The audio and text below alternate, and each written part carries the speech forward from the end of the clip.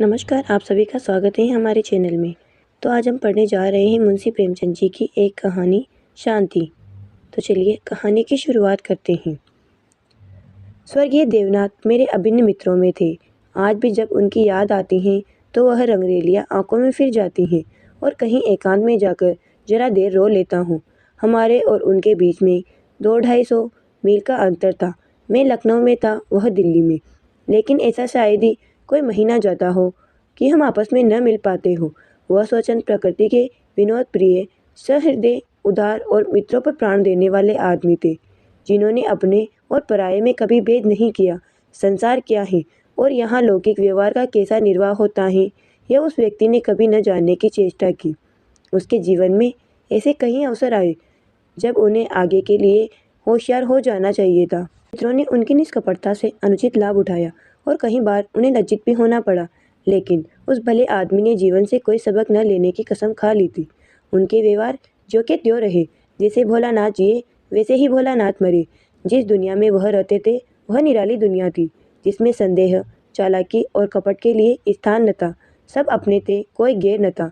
मैंने बार बार उन्हें सचेत करना चाहा, पर इसका परिणाम आशा के विरुद्ध हुआ। मुझे कभी कभी चिंता होती थी कि उन्होंने इसे बंद न किया तो नतीजा क्या होगा। लेकिन विडंबना यह थी कि उनकी स्त्री गोपा भी कुछ उसी सांचे में ढली हुई थी। हमारी देवियों में जो एक चातुरी होती है, जो सदैव ऐसे उड़ाऊ पुरुषों की असावधानियों पर ब्रेक का काम करती हैं, उससे वह वंचित थी। आज तक कि वस्त्राभूषण में भी उसे विशेष रुचि न थी। अतएव जब मुझे देवनाथ के स्वर्गारोहण का समाचार मिला और मैं भागा हुआ दिल्ली गया, तो घर में बर्तन भांडे और मकान के सिवा और कोई संपत्ति न थी। और अभी उनकी उम्र ही क्या थी जो संचय की चिंता करते। 40 भी तो पूरे न हुए थे। यूँ तो लड़कपन उनके स्वभाव में ही था, लेकिन इस उम्र में प्राय सभी लोग कुछ बेफिक्र रहते हैं। पहले एक लड़की हुई थी, इसके बाद 2 लड़के हुए। दोनों लड़के तो बचपन में ही दगा दे गए थे। लड़की बच रही थी और यही इस नाटक का सबसे करुण दृश्य था।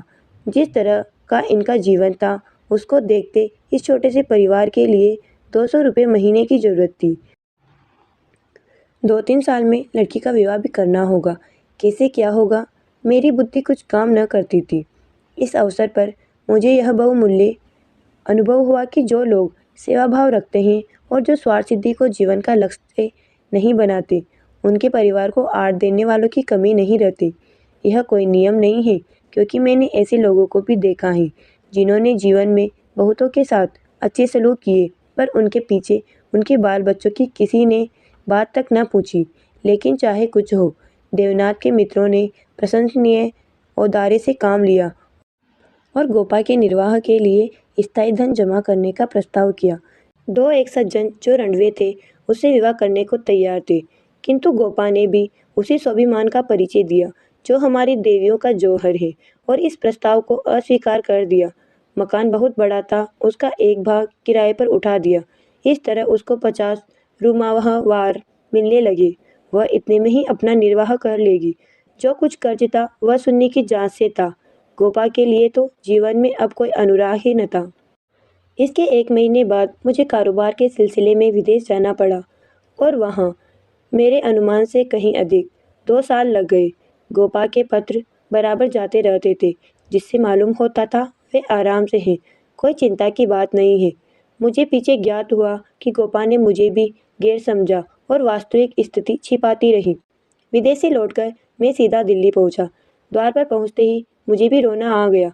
मृत्यु की प्रतिध्वनि सी छाई हुई थी। जिस कमरे में मित्रों के जमघट रहते थे, उनके द्वार बंद थे। मकड़ियों ने चारों ओर जाले तान रखे थे। देवनाथ के साथ वह स्त्री लुप्त हो गई थी। पहली नजर में मुझे तो ऐसा भ्रम हुआ कि देवनाथ द्वार पर खड़े मेरी ओर देखकर मुस्कुरा रहे हैं। मैं मिथ्यावादी नहीं हूँ और आत्मा की दैहिकता में मुझे संदेह है। लेकिन उस वक्त एक बार मैं चौंक जरूर पड़ा। हृदय में एक कंपन सा उठा, लेकिन दूसरी नज़र में प्रतिमा मिट चुकी थी। द्वार खुला, गोपा के सिवा खोलने वाला ही कौन था। मैंने उसे देखकर दिल थाम लिया। उसे मेरे आने की सूचना थी और मेरे स्वागत की प्रतीक्षा में उसने नई साड़ी पहन ली थी और शायद बाल भी गुथा लिए थे। पर इन 2 वर्षों के समय ने उस पर जो आघात किए थे, उन्हें क्या करती। नारियों के जीवन में यह वह अवस्था है जब रूप लावण्य अपने पूरे विकास पर होता है। जब उसमें अल्हड़पन, चंचलता और अभिमान की जगह आकर्षण, माधुर्य और रसिकता आ जाती हैं। लेकिन गोपा का यौवन बीत चुका था। उसके मुख पर झुर्रियाँ और विषाद की रेखाएं अंकित थी, जिन्हें उसकी प्रयत्नशील प्रसन्नता भी न मिटा सकती थी। केसों पर सफेदी दौड़ चली थी और एक एक अंग बूढ़ा हो रहा था। मैंने करुण स्वर में पूछा, क्या तुम बीमार थी गोपा? गोपा ने आंसू पीकर कहा, नहीं तो, मुझे कभी सिर दर्द भी नहीं हुआ। तो तुम्हारी यह क्या दशा है? बिल्कुल बूढ़ी हो गई हो। तो जवानी लेकर करना ही क्या है? मेरी उम्र भी तो 35 के ऊपर हो गई। 35 की उम्र तो बहुत नहीं होती। हाँ, उनके लिए जो बहुत दिन जीना चाहते हैं।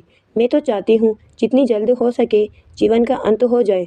बस सुन्नी के ब्याह की चिंता है, इससे छुट्टी पा जाऊँ, मुझे जिंदगी की परवाह न रहेगी। अब मालूम हुआ कि जो सज्जन इस मकान में किराएदार हुए थे वह थोड़े दिनों के बाद तब्दील होकर चले गए और तब से कोई दूसरा किराएदार न आया। मेरे हृदय में बर्ची सी चुभ गई। इतने दिन इन विचारों का निर्वाह कैसे हुआ, यह कल्पना ही दुखद थी। मैंने विरक्त मन से कहा, लेकिन तुमने मुझे सूचना क्यों न दी? क्या मैं बिल्कुल गैर हूँ? गोपा ने लज्जित होकर कहा, नहीं नहीं, यह बात नहीं है। तुम्हें गैर समझूंगी तो अपना किसे समझूंगी? मैंने समझा परदेश में तुम खुद अपने झमेले में पड़े होंगे। तुम्हें क्यों सताऊं? किसी न किसी तरह दिन कट ही गए। घर में और कुछ न था तो थोड़े से गहने तो थे ही। अब सुनीता के विवाह की चिंता है। पहले मैंने सोचा था इस मकान को निकाल दूंगी, 20-22 हजार मिल जाएंगे, विवाह भी हो जाएगा और कुछ मेरे लिए बचा भी रहेगा। लेकिन बाद को मालूम हुआ कि मकान पहले ही रेहन हो चुका है और सूद मिलाकर उस पर 20 हजार हो गए हैं। महाजन ने इतनी ही दया क्या कम की कि मुझे घर से निकाल न दिया। इधर से तो अब कोई आशा नहीं है। बहुत हाथ पांव जोड़ने पर संभव है महाजन से 2-2.5 हजार मिल जाए। इतने में क्या होगा? इसी फिक्र में घुली जा रही हूँ। लेकिन मैं भी इतनी मतलबी हूँ। न तुम्हें हाथ मुंह धोने को पानी दिया, न कुछ जलपान लाई और अपना टुकड़ा ले बेटी। अब आप कपड़े उतारिए और आराम से बैठिए। कुछ खाने को लाऊं, खा लीजिए, तब बातें हो। घर पर तो सब कुशल हैं। मैंने कहा, मैं तो सीधे बम्बई से यहाँ आ रहा हूँ, घर कहाँ गया? गोपा ने मुझे तिरस्कार भरी आंखों से देखा, पर उस तिरस्कार की आड़ में घनिष्ठ आत्मीयता बेटी झांक रही थी। मुझे ऐसा जान पड़ा उसके मुख की झुर्रियाँ मिट गई हैं। पीछे मुख पर हल्की सी लाली दौड़ गई। उसने कहा, इसका फल यह होगा कि तुम्हारी देवी जी तुम्हें कभी यहाँ न आने देगी। मैं किसी का गुलाम नहीं हूँ। किसी को अपना गुलाम बनाने के लिए पहले खुद भी उसका गुलाम बनना पड़ता है। शीतकाल की संध्या देखते ही देखते दीपक जलाने लगी। सुन्नी लालटेन लेकर कमरे में आई। 2 साल पहले की अबोध और क्रस्तनु बालिका रूपवती युवती हो गई थी, जिसकी हर एक चितवन, हर एक बात उसकी गौरवशील प्रकृति का पता दे रही थी। जिसे मैं गोद में उठाकर प्यार करता था, उसकी तरफ आज आंखें न उठा सका, और वह जो मेरे गले से लिपटकर प्रसन्न होती थी, आज मेरे सामने खड़ी भी न रह सकी। जैसे मुझसे कोई वस्तु छिपाना चाहती है और जैसे मैं उस वस्तु को छिपाने का अवसर दे रहा हूँ। मैंने पूछा, अब तुम किस दर्जे में पहुंची सुन्नी? उसने सिर झुकाए जवाब दिया, 10वें में हूँ। घर का भी कुछ काम काज करती हो? अम्मा, जब करने भी दे। गोपा बोली, मैं नहीं करने देती या खुद किसी काम के नगीज नहीं जाती। सुन्नी मुंह फेर कर हंसती हुई चली गई। माँ की दुलारी लड़की थी। जिस दिन वह गृहस्थी का काम करती उस दिन शायद गोपा रो रो कर आंखें फोड़ लेती। वह खुद लड़की को कोई काम न करने देती थी, मगर सबसे शिकायत करती थी कि वह कोई काम नहीं करती। यह शिकायत भी उसके प्यार का ही एक करिश्मा था। हमारी मर्यादा हमारे बाद भी जीवित रहती है। मैं भोजन करके लेटा तो गोपा ने फिर सुन्नी के विवाह की तैयारियों की चर्चा छेड़ दी। इसके सिवा उसके पास और बात ही क्या थी? लड़के तो बहुत मिलते हैं, लेकिन कुछ हैसियत भी तो हो।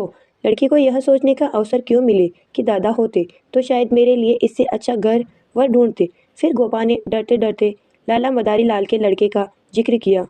मैंने चकित होकर उसकी तरफ देखा। मदारी लाल पहले इंजीनियर थे, अब पेंशन पाते थे, लाखों रुपया जमा कर लिए थे, पर अब तक उनके लोभ की भूख न बुझी थी। गोपा ने घर भी वह छाटा जहाँ उसकी रसाई खटीन थी। मैंने आपत्ति की, मदारी लाल तो बड़ा दुर्जन मनुष्य है। गोपा ने दांतों तले जीभ दबाकर कहा, अरे नहीं भैया, तुमने उन्हें पहचाना न होगा। मेरे ऊपर बड़े दयालु हैं, कभी कभी आकर कुशल समाचार पहुंच जाते हैं। लड़का ऐसा होनहार है कि मैं तुमसे क्या कहूँ। फिर उनके यहाँ कमी किस बात की है? यह ठीक है कि पहले वह खूब रिश्वत लेते थे, लेकिन यहाँ धर्मात्मा कौन है? कौन अवसर पाकर छोड़ देता है? मदारी लाल ने तो यहाँ तक कह दिया कि वह मुझसे दहेज नहीं चाहते, केवल कन्या चाहते हैं।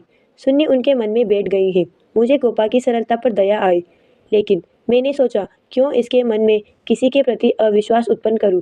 संभव है मदारी लाल वह न रहे हो। चित्त की भावनाएं बदलती भी रहती हैं। मैंने अर्ध सहमत होकर कहा, मगर यह तो सोचो, उनमें और तुम में कितना अंतर है। शायद अपना सर्वस्व अर्पण करके भी उनका मुंह सीधा न कर सको। लेकिन गोपा के मन में बात जम गई थी। सुन्नी को वह ऐसे घर में चाहती थी जहां वह रानी बनकर रहे। दूसरे दिन प्रातःकाल मैं मदारी लाल के पास गया और उनसे मेरी जो बातचीत हुई उसने मुझे मुग्ध कर दिया। किसी समय वह लो भी रहे होंगे। इस समय तो मैंने उन्हें बहुत ही सहृदय, उदार और विनयशील पाया। बोले, भाई साहब, मैं देवनाथ जी से परिचित हूँ। आदमियों में रतन थे। उनकी लड़की मेरे घर आए, यह मेरा सौभाग्य है। आप उनकी माँ से कह दे, मदारी लाल उनसे किसी चीज़ की इच्छा नहीं रखता। ईश्वर का दिया हुआ मेरे घर में सब कुछ है। मैं उन्हें जेरबार नहीं करना चाहता। मेरे दिल का बोझ उतर गया। हम सुनी सुनाई बातों से दूसरों के संबंध में कैसी मिथ्या धारणा कर लिया करते हैं, इसका बड़ा शुभ अनुभव हुआ। मैंने आकर गोपा को बधाई दी। यह निश्चय हुआ कि गर्मियों में विवाह कर दिया जाए। ये 4 महीने गोपा ने विवाह की तैयारियों में काटे। मैं महीने में एक बार अवश्य उससे मिल आता था, पर हर बार खिन्न होकर लौटता। गोपा ने अपनी कुल मर्यादा का न जाने कितना महान आदर्श अपने सामने रख लिया था। पगली इस भ्रम में पड़ी हुई थी कि उसका उत्साह नगर में अपनी यादगार छोड़ जाएगा। यह न जानती थी कि यहाँ ऐसे तमाशे रोज होते हैं और आए दिन भुला दिए जाते हैं। शायद वह संसार से यह श्रेय लेना चाहती थी कि इस गई बीती दशा में भी लुटा हुआ हाथी 9 लाख का है। पग पग पर उसे देवनाथ की याद आती।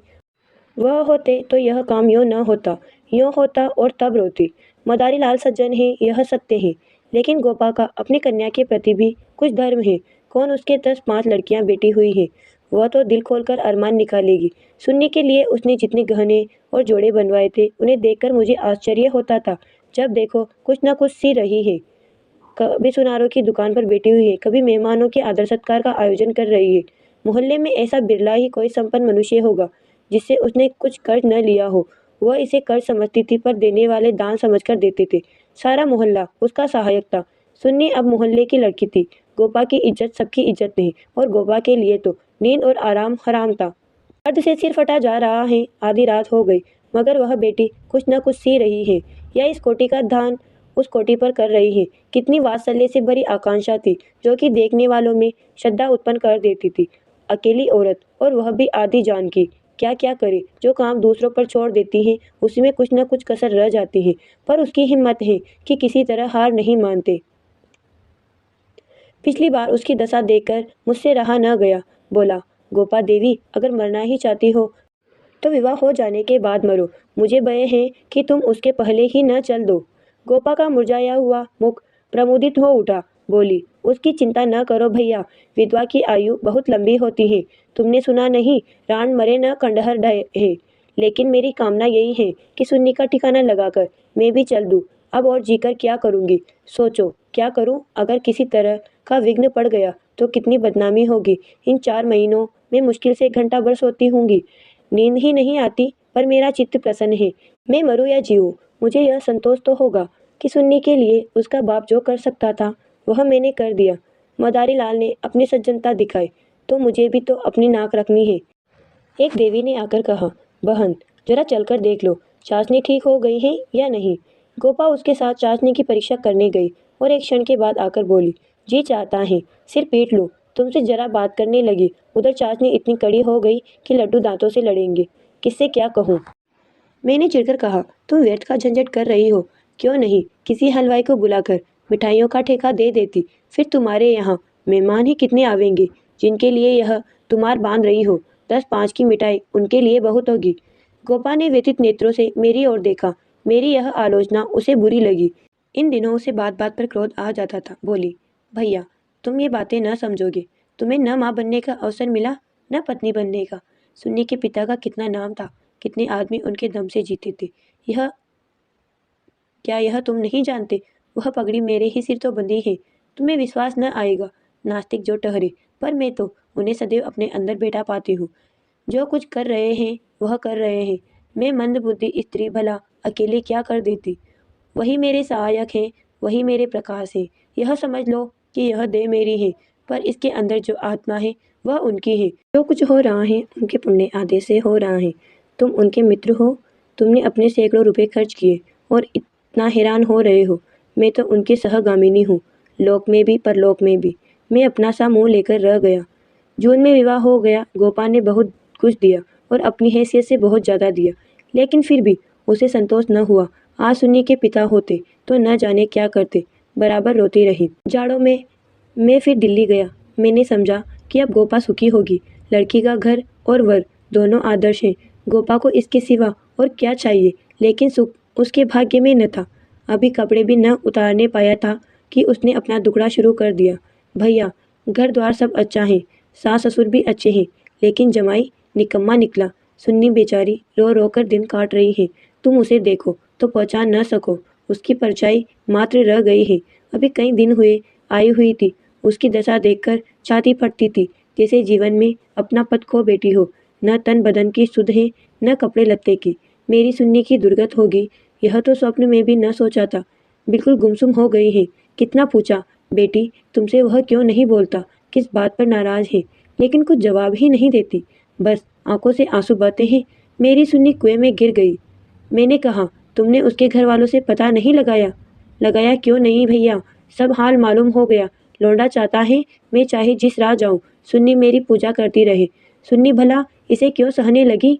उसे तो तुम जानते हो कितनी अभिमानी है। वह उन स्त्रियों में नहीं है जो पति को देवता समझती है और उसका दुर्व्यवहार सहती रहती है। उसने सदैव दुलार और प्यार पाया है। बाप भी उस पर जान देता था। मैं आँख की पुतली समझती थी। पति मिला छेला, जो आधी आधी रात तक मारा मारा फिरता है। दोनों में क्या बात हुई यह कौन जान सकता है, लेकिन दोनों में कोई गांठ पड़ गई। न सुन्नी की परवाह करता है, न सुन्नी उसकी परवाह करती है, मगर वह तो अपने रंग में मस्त है। सुन्नी प्राण दिए देती है। उसके लिए सुन्नी की जगह मुन्नी है। सुन्नी के लिए उसकी उपेक्षा है और रुदन है। मैंने कहा, लेकिन तुमने सुन्नी को समझाया नहीं। उस लौंडे का क्या बिगड़ेगा, इसकी तो जिंदगी खराब हो जाएगी। गोपा की आंखों में आंसू भर आए। बोली, भैया किस दिल से समझाऊं, सुन्नी को देखकर तो मेरी छाती फटने लगती है। बस यही जी चाहता है कि इसे अपने कलेजे में ऐसे रख लूं कि इसे कोई कड़ी आंख से देख भी न सके।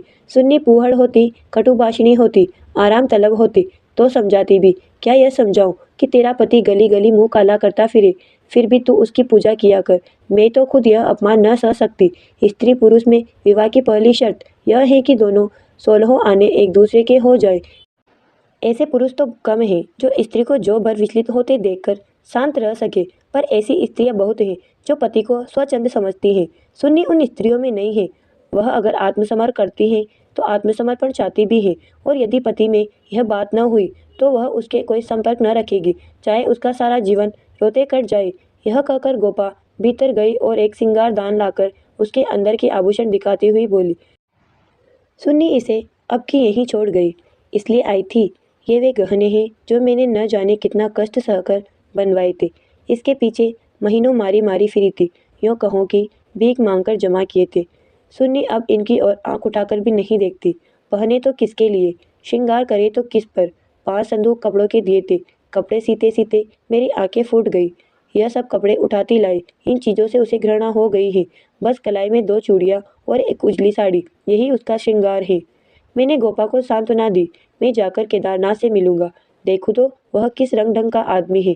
गोपा ने हाथ जोड़कर कहा, नहीं, भूल कर भी न जाना, सुन्नी सुनेगी तो प्राण ही दे देगी।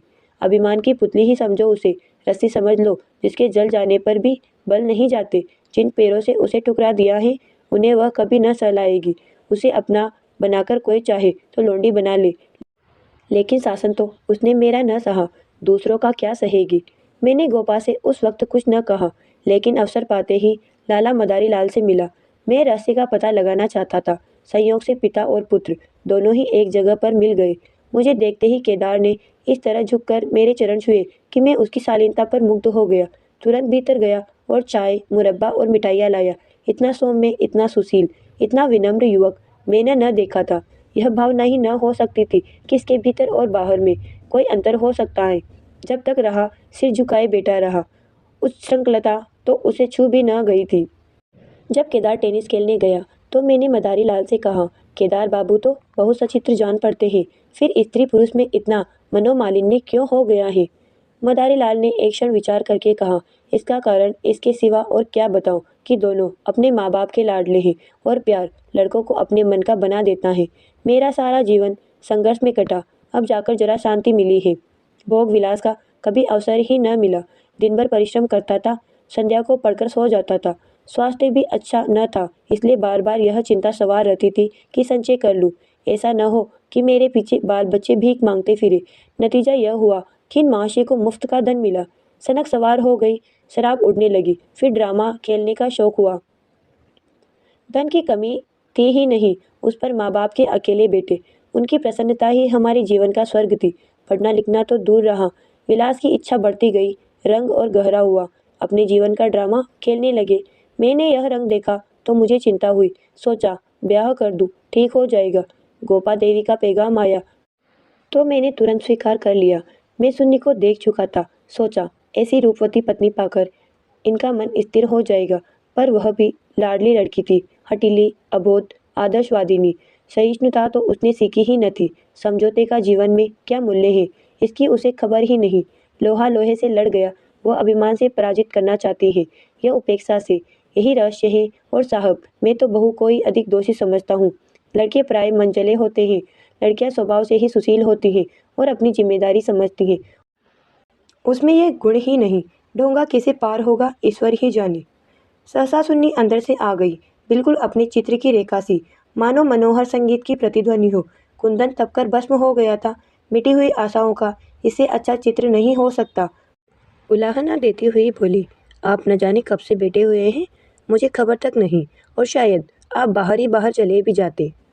मैंने आंसुओं के वेग को रोकते हुए कहा, नहीं सुन्नी, यह कैसे हो सकता था। तुम्हारे पास आ ही रहा था कि तुम स्वयं आ गई। मदारी लाल कमरे के बाहर अपनी कार की सफाई करने लगे। शायद मुझे सुन्नी से बात करने का अवसर देना चाहते थे। सुन्नी ने पूछा, अम्मा तो अच्छी तरह है। हाँ अच्छी है। तुमने अपनी यह क्या गत बना रखी है। मैं अच्छी तरह से हूँ। यह बात क्या है, तुम लोगों में यह क्या अनबन है। गोपा देवी प्राण दिए डालती हैं, तुम खुद मरने की तैयारी कर रही हो। कुछ तो विचार से काम लो। सुन्नी के माथे पर बल पड़ गए। आपने नाहक यह विषय छेड़ दिया चाचा जी। मैंने तो यह सोचकर अपने मन को समझा लिया कि मैं अभागिन हूँ। बस उसका निवारण मेरे बुद्धि से बाहर है। मैं उस जीवन से मृत्यु को कहीं अच्छा समझती हूँ जहाँ अपनी कदर न हो। मैं व्रत के बदले में व्रत चाहती हूँ। जीवन का कोई दूसरा रूप मेरी समझ में नहीं आता। इस विषय में किसी तरह का समझौता करना मेरे लिए असंभव है। नतीजे की मैं परवाह नहीं करती, लेकिन नहीं चाचा जी, इस विषय में अब कुछ न कहिए, नहीं तो मैं चली जाऊंगी। आके सोचो तो। मैं सब सोच चुकी और तय कर चुकी। पशु को मनुष्य बनाना मेरी शक्ति से बाहर है। इसके बाद मेरे लिए अपना मुंह बंद करने के सिवा और क्या रह गया था। मई का महीना था। मैं मंसूर गया हुआ था कि गोपा का तार पहुंचा। तुरंत आओ, जरूरी काम है। मैं घबरा तो गया, लेकिन इतना निश्चिंत था कि कोई दुर्घटना नहीं हुई है। दूसरे दिन दिल्ली जा पहुंचा। गोपा मेरे सामने आकर खड़ी हो गई, निष्पद, मूक, निष्प्राण, जैसे तपेदिक की रोगी हो। मैंने पूछा, कुशल तो है। मैं तो घबरा उठा। उसने बुझी हुई आंखों से देखा और बोली, सच। सुन्नी तो कुशल से है। हाँ, अच्छी तरह है। और केदारनाथ, वह भी अच्छी तरह है। तो फिर माजरा क्या है। कुछ तो नहीं। तुमने तार दिया और कहती हो कुछ तो नहीं। दिल घबरा रहा था, इससे तुम्हें बुला लिया। सुन्नी को किसी तरह समझाकर यहाँ लाना है। मैं तो सब कुछ करके हार गई। क्या इधर कोई नई बात हो गई। नई तो नहीं है, लेकिन एक तरह में नई समझो। केदार एक एक्ट्रेस के साथ कहीं भाग गया। 1 सप्ताह से उसका कहीं पता नहीं है। सुन्नी से कह गया है, जब तक तुम रहोगी घर में नहीं आऊँगा। सारा घर सुन्नी का शत्रु हो रहा है, लेकिन वह वहाँ से टलने का नाम नहीं लेता। सुना है केदार अपने बाप के दस्तखत बनाकर कई हजार रुपये बैंक से ले गया है। तुम सुन्नी से मिली थी। हाँ, 3 दिन से बराबर जा रही हूँ। वह नहीं आना चाहती तो रहने क्यों नहीं देती। वहाँ घुट घुट कर मर जाएगी। मैं उन्हीं पैरों लाला मदारी लाल के घर चला। हालांकि मैं जानता था कि सुन्नी किसी तरह न आएगी, मगर वहाँ पहुँचा तो देखा कोहराम मचा हुआ है। मेरा कलेजा धक से रह गया। वहाँ तो अर्थी सज रही थी। मोहल्ले के सैकड़ों आदमी जमा थे। घर में से हाय हाय की क्रंदन ध्वनि आ रही थी। यह सुन्नी का शव था। मदारी लाल मुझे देखते ही मुझसे उन्मत्त की भांति लिपट गए और बोले, भाई साहब, मैं तो लुट गया। लड़का भी गया, बहू भी गई, जिंदगी गारत हो गई। मालूम हुआ कि जब से केदार गायब हो गया था, सुन्नी और भी ज़्यादा उदास रहने लगी थी। उसने उसी दिन अपनी चूड़ियाँ तोड़ डाली थी और मांग का सिंदूर पोंछ डाला था। सास ने जब आपत्ति की तो उनको अपशब्द कहे। मदारी लाल ने समझना चाहा तो उन्हें भी जली कुटी सुनाई। ऐसा अनुमान होता था उन्माद हो गया है। लोगों ने उससे बोलना छोड़ दिया था। आज प्रातःकाल यमुना स्नान करने गई। अंधेरा था, सारा घर सो रहा था, किसी को नहीं जगाया। जब दिन चढ़ गया और बहू घर में न मिली तो उसकी तलाश होने लगी। दोपहर को पता लगा कि यमुना गई है। लोग उधर भागे, वहाँ उसकी लाश मिली। पुलिस आई, शव की परीक्षा हुई। अब जाकर शव मिला है। मैं कलेजा थाम कर बैठ गया। हाय, अभी थोड़े दिन पहले जो सुंदरी पालकी पर सवार होकर आई थी, आज वह 4 कंधों पर जा रही है। मैं अर्थी के साथ हो लिया और वहाँ से लौटा तो रात के 10 बज गए थे। मेरे पाँव काँप रहे थे। मालूम नहीं यह खबर पाकर गोपा की क्या दशा होगी। प्राणांत न हो जाए, मुझे यही भय हो रहा था। सुन्नी इसकी प्राण थी, उसकी जीवन का केंद्र थी। उस दुखिया के उद्यान में यह पौधा बच रहा था। उसे वह हृदय रक्त से सींच कर पाल रही थी। उसके वसंत का सुनहरा स्वप्न ही उसका जीवन था। उसमें कोपलें निकलेगी, फूल खिलेंगे, फल लगेंगे, चिड़िया उसकी डाली पर बैठकर अपने सुहाने राग गावेगी। किंतु आज निष्ठुर नियति ने उस जीवन सूत्र को उखाड़ कर फेंक दिया और अब उसके जीवन का कोई आधार न था। वह बिंदु ही मिट गया था जिस पर जीवन की सारी रेखाएं आकर एकत्र हो जाती थी। दिल को दोनों हाथों से थामे मैंने जंजीर खटखटाई। गोपा एक लालटेन लिए निकली। मैंने गोपा के मुख पर एक नए आनंद की झलक देखी। मेरी शोक मुद्रा देखकर उसने मातृव्रत प्रेम से मेरा हाथ पकड़ लिया और बोली, आज तो तुम्हारा सारा दिन रोते ही कटा। अर्थी के साथ बहुत से आदमी रहे होंगे। मेरे जी में भी आया कि चलकर सुन्नी के अंतिम दर्शन कर लूं, लेकिन मैंने सोचा जब सुन्नी ही न रही तो उसकी लाश में क्या रखा है। न गई। मैं विस्मय से गोपा का मुंह देखने लगा तो इसे यह शोक समाचार मिल चुका है। फिर भी यह शांति और अविचल धैर्य। बोला, अच्छा किया न गई, रोना ही तो था। हाँ और क्या, रोई यहाँ भी, लेकिन तुमसे सच कहती हूँ, दिल से नहीं रोई। न जाने कैसे आंसू निकल आए। मुझे तो सुन्नी की मौत से प्रसन्नता हुई। दुखिया अपनी मान मर्यादा के लिए संसार से विदा हो गई, नहीं तो न जाने क्या क्या देखना पड़ता। इसलिए और भी प्रसन्न हूँ कि उसने अपनी आन निभा दी। स्त्री के जीवन में प्यार न मिले तो उसका अंत हो जाना ही अच्छा। तुमने सुन्नी की मुद्रा देखी थी? लोग कहते हैं ऐसा जान पड़ता था। मुस्कुरा रही है। मेरी सुन्नी सचमुच देवी थी। भैया, आदमी इसलिए थोड़े ही जीना चाहता है कि रोता रहे। जब मालूम हो गया कि जीवन में दुख के सिवा कुछ नहीं है तो आदमी जीकर क्या करे, किस लिए जिए? खाने और सोने और मर जाने के लिए। यह मैं नहीं कहती कि मुझे सुन्नी की याद न आएगी और मैं उसे याद करके रोऊंगी नहीं, लेकिन वह शोक के आंसू न होंगे। बहादुर बेटे की माँ उसकी वीरगति पर प्रसन्न होती है। सुन्नी की मौत में क्या कुछ कम गौरव है? मैं आंसू बहाकर उस गौरव का अनादर कैसे करूँ? वह जानती है और चाहे सारा संसार उसकी निंदा करे, उसकी माता सराहना ही करेगी। उसकी आत्मा से यह आनंद भी छीन लूँ? लेकिन अब रात ज़्यादा हो गई है, ऊपर जाकर सो रहो। मैंने तुम्हारी चारपाई बिछा दी है, मगर देखो अकेले पड़े पड़े रोना नहीं। सुन्नी ने वही किया जो उसे करना चाहिए था। उसके पिता होते तो आज सुन्नी की प्रतिमा बनाकर पूजते। मैं ऊपर जाकर लेटा तो मेरे दिल का बोझ बहुत हल्का हो गया था, किंतु रह रह कर यह संदेह हो जाता था कि गोपा की यह शांति उसकी अपार व्यथा का ही रूप तो नहीं है। धन्यवाद कहानी को पूरी सुनने के लिए। हमारी यह कहानी यहीं समाप्त होती है। अगली कहानी के लिए आप चैनल पे बने रहिए। हम जल्दी आपके लिए नई कहानी लेकर आएंगे।